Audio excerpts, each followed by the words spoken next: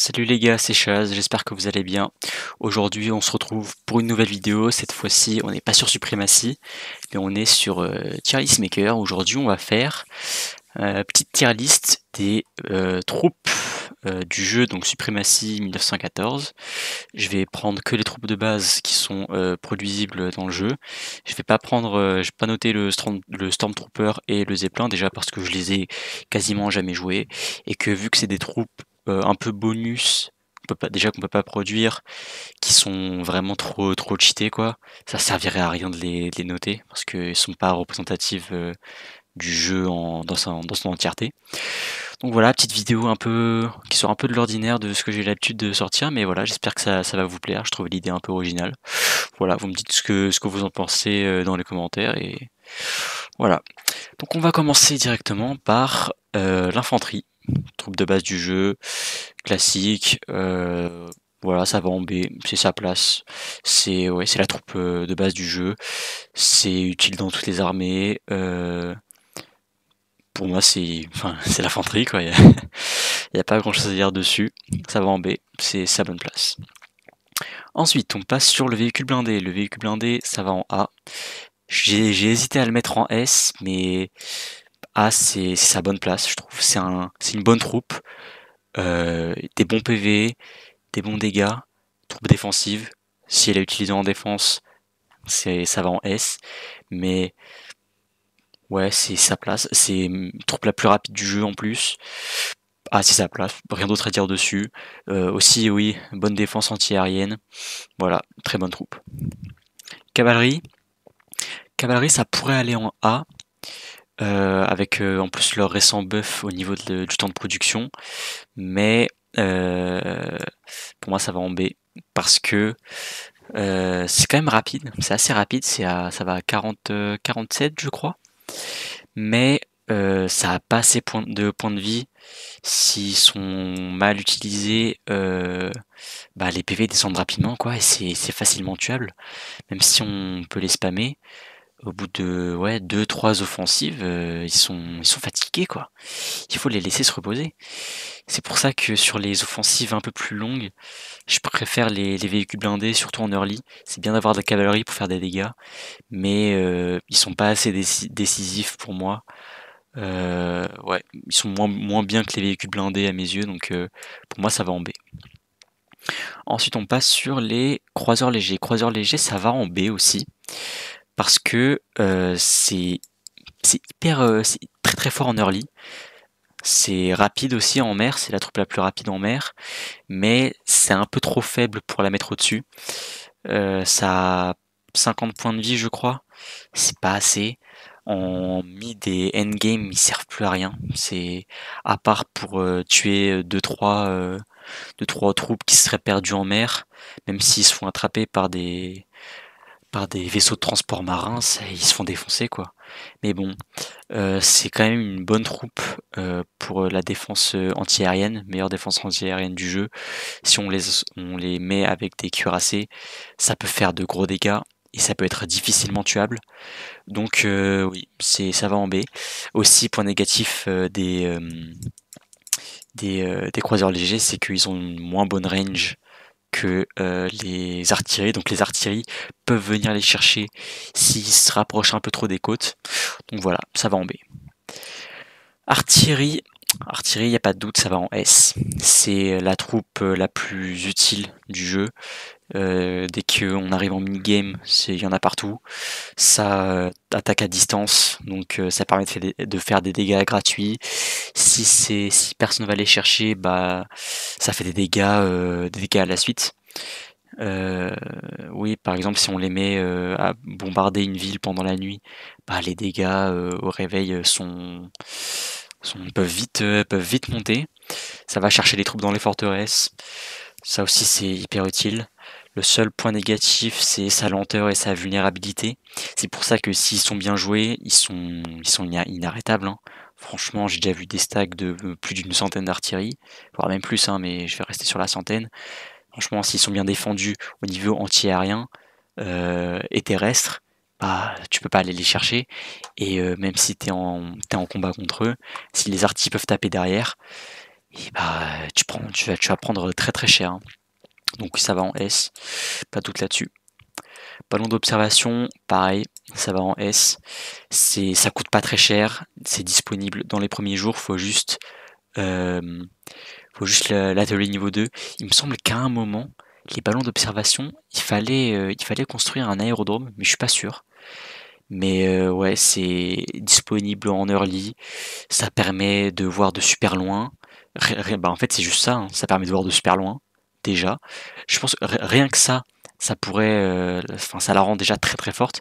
Mais en plus, le fait de rajouter ce bonus de défense et d'attaque anti-aérien, vu que, enfin, de meilleure défense anti-aérienne terrestre, pas en mer, parce qu'en mer c'est le croiseur léger, mais sur terre, c'est la meilleure défense anti-aérienne, bonne vision, on peut les spammer, ça coûte pas cher, ça coûte du bois et du gaz, donc c'est pas des ressources que tu vas beaucoup utiliser. Ça permet de ralentir un peu la production de troupes mécanisées qui demandent du fer et du pétrole, comme bah infanterie, comme voilà les chars, l'artillerie et toutes les autres troupes qui en demandent. Franchement, c'est une excellente troupe, ça va en S. Char léger, pareil, pour l'instant on enchaîne les S, mais les trois le méritent. Char léger, bah, pour moi c'est la meilleure troupe terrestre du jeu en termes de mêlée. Ça fait des très gros dégâts, ça a beaucoup de points de vie, euh, c'est, ça coûte pas très cher à produire. C'est Ça prend pas beaucoup de temps non plus à produire. Usine niveau 4, ça sort au bout de un jour et quelques. Un jour 17 heures je crois, un peu moins. Un jour et quelques heures. C'est rapide, ça va à 42, donc ça va plus vite que les infanteries. Donc facilement mobilisable sur le front si le front est assez étendu. Voilà, c'est dans le groupe qui se combattent, ils meurent en dernier, donc ils gardent leur efficacité au combat jusqu'au bout. Donc ça va en S. Ok, rien d'autre à dire dessus. Chasseurs. Chasseurs, je vais les faire après, parce qu'il y a d'autres troupes. Enfin, je vais le faire en même temps que le bombardier. On va aller sur le sous-marin. Le sous-marin, ça va en C. J'ai hésité à la mettre en B, voire même en A. Peut-être pas en A, mais plus en B. Mais au final, c'est pas assez polyvalent pour aller en B. Parce que bah si sur certaines maps ils sont inutiles. Par exemple, les maps défis, donc les maps où il y a que l'Europe, ou les maps, même les maps 31, map 31 et map Amérique brisée, ils servent à rien. Parce que bah y a pas besoin d'aller en mer. En fait, à partir du moment où votre ennemi ne va pas en mer et sait que vous avez des sous-marins, bah vos sous-marins servent plus à rien. Ils se font exploser en plus par les bombardiers. Ça peut surprendre. Si vous en avez, vous arrivez bien à les jouer, effectivement ça peut surprendre. Mais en termes de maritime, il y a beaucoup mieux à faire. Sur les maps 500 et les maps 100, c'est bien d'en avoir, il faut toujours en avoir. Mais c'est pas assez polyvalent à mes yeux pour aller plus haut dans la tier list. Bon, et on va le faire plus tard. Euh, Char lourd, ça va en A. C'est la troupe qui fait le plus de dégâts, qui a le plus de points de vie sur Terre. C'est comme son nom l'indique, c'est le char lourd. Donc ça fait des dégâts monstrueux, ça a énormément de points de vie. Seul bémol, c'est que ça va pas assez vite et que ça coûte hyper cher à produire. 7000 de fer et 5000 de pétrole, c'est vraiment pas donné. Mais la valeur ajoutée sur le front est largement compensée. Aussi, bah ouais, mais c'est trop lent quoi. C'est beaucoup trop lent. Et c'est pas assez polyvalent. C'est pour ça que ça va pas en S malheureusement. 30 km/h c'est vraiment trop long à mobiliser sur le front. Ouais, voilà, mais c'est quand même une bonne troupe à avoir dans son armée, surtout sur les grosses maps. Même les petites maps, si vous en avez un ou deux, ça peut surprendre. Parce que donc sur votre armée principale, ça peut faire de gros dégâts. Donc à garder. Surtout que ça fait des gros dégâts sur les forteresses, donc ça permet de faire des grosses percées si le front est vraiment bloqué. Vous en mettez un bon paquet et vous foncez dans le tas. Voilà, ça vous sert beaucoup. Cuirassé, bah, est-ce qu'il y a vraiment un doute sur la question? Évidemment que ça va en S. Pour moi, c'est la meilleure troupe du jeu. Ça fait des dégâts monstrueux, ça tire de super loin, ça permet de nettoyer les côtes et c'est pas si lent que ça. Mon 30 km/h en mer, en vrai, c'est pas game changer. Ça a beaucoup de points de vie, 200 PV. Si on les associe avec des infanteries, des ballons d'observation et des croiseurs légers pour la défense anti-aérienne, tu peux pas venir les chercher. Plus, plus il me semble que avec les infanteries, en mer, ils perdent pas de points de vie. Parce que vous savez qu'en infanterie, si vous les laissez toutes seules, à chaque changement de jour, ils vont perdre des points de vie jusqu'à arriver à 50%. Avec les cuirassés, ils vont pas perdre ces points de vie, donc ils vont rester à 100%. Ça sert aussi pour les débarquements. Si vous avez besoin de charger une grosse armée, vous les mettez, même avec un seul cuirassé, ça suffit. Mais ouais, c'est trop utile dans les games, toutes les games. Voilà, rien d'autre à dire dessus, c'est la meilleure troupe du jeu. Voilà. On va passer sur le bombardier. Le bombardier, ça va en A. C'est la troupe, là c'est la grosse troupe aérienne du jeu, même si en soi il y en a que deux si on compte pas le ballon d'observation. Ça fait de gros dégâts, c'est rapide, ça a une range hyper grande. Seul point négatif, c'est que s'ils sont joués en nombre trop faible, par exemple à moins de 5, les points de vie descendent super rapidement et enfin, en dessous de 50% de points de vie, bah, ils deviennent injouables quoi.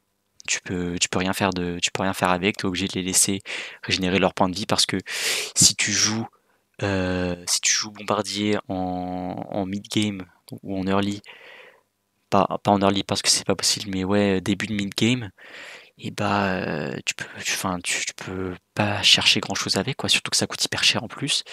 Ouais, pour moi c'est à jouer que en endgame. En mid-game c'est pas assez rentable.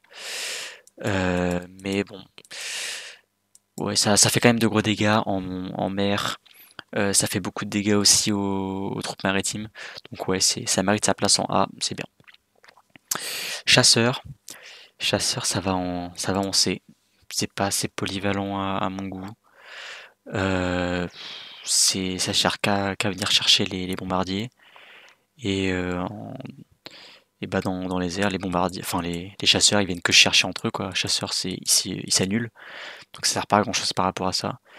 Ça sert juste à aller chercher le sous-marin, mais à part ça, bah ça sert à rien quoi. C'est pas très utile. Donc enfin il en faut sur les games, surtout si l'ennemi joue bombardier. Mais à part ça, ça sert pas à grand chose, surtout que ça va pas super loin non plus. Prochaine troupe, on va passer sur véhicule de transport, donc pour les avions, ça va en F. Pas rien d'autre à dire dessus, c'est vulnérable, c'est lent, ça n'a pas de point de vie, surtout que si vous les perdez, ça veut dire que vous perdez un de vos avions, c'est nul, on n'en veut pas. Bateau de transport, ça va en F pareil, c'est vulnérable, c'est fait pour ça.